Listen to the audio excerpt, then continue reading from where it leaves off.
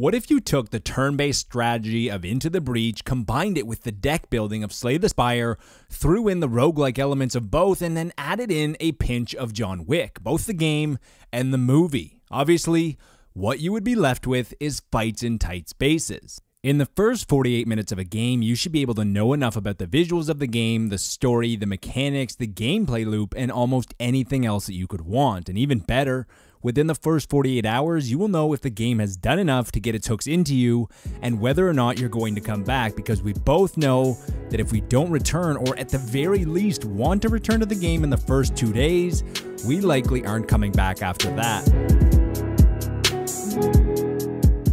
Having put well over hundreds of hours into games like Into the Breach, Slay the Spire, Dead Cells, and Hades, my hopes for this game blending elements of turn-based strategy, deck building, and roguelikes was high, and too often, games that try to blend a lot of genres end up becoming a John Wick of all trades and a master of none. The great news is that Fights in Tight Spaces avoids these pitfalls and executes on mixing these elements perfectly, and it does so while becoming something of its own. The art style of the game is a very wise choice, looking something like an isometric superhot with silhouettes being monotone, such as all red or all black. And not only, I assume, does this make life a lot easier for the developers, but there is also some very vicious hits in the game which would look quite disturbing if these were fully detailed character models. Just like the rest of those games, the premise is simple if non-existent. You are Agent 11 who is solely tasked with taking out 4 gangs with hand-to-hand combat in tight spaces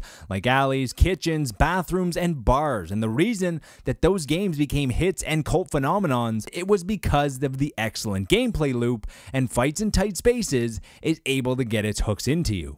Rather than choose a character with different traits, you select from one of 4 decks depending on which playstyle you prefer, which you have to unlock through playing. And during my time, I was only able to play with the first 2 decks, including Balanced and Defensive, which focuses more on counters. The journey is very similar to something like Slay the Spire, where you can choose your path by looking ahead and determining if you're going to try and play more risky or play it safer. You stop along the way to upgrade cards, remove cards, or buy cards, but you can also stop along the way to upgrade your health or heal, but all 3 options will cost money, which you have to earn.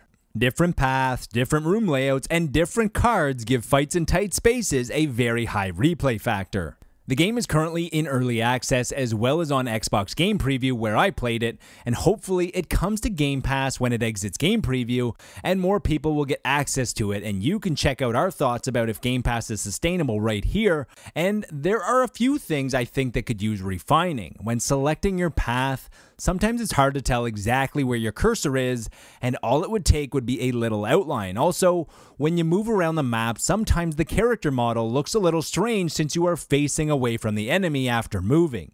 A simple fix of having your character always be facing towards the nearest threat I think would go a long way, and one of these areas that this fix would shine the most would be on the replay system, which is a sped up recap that would look a lot cooler if your character didn't look awkward half the time. Also, sometimes your character gets shot, but I think it would be a smart idea of, instead of having him take direct hits in the head, he got out of the way and took the bullet in the shoulder or the leg. I think this would just add a pinch of realism. Fights in Tight Spaces stands on its own, not because of how well it blends elements of so many excellent games, but because of the element that you are placed into. The reason that John Wick, Jason Bourne, and Jack Ryan are icons is not because of the people that play them, although everyone does love Keanu, but it's because of how they aren't fighting aliens from another planet or using superpowers. Instead, it's because they are just highly trained, average people. And Fights in Tight Spaces puts you in the shoes of someone who is highly trained and lets you feel what it could be like,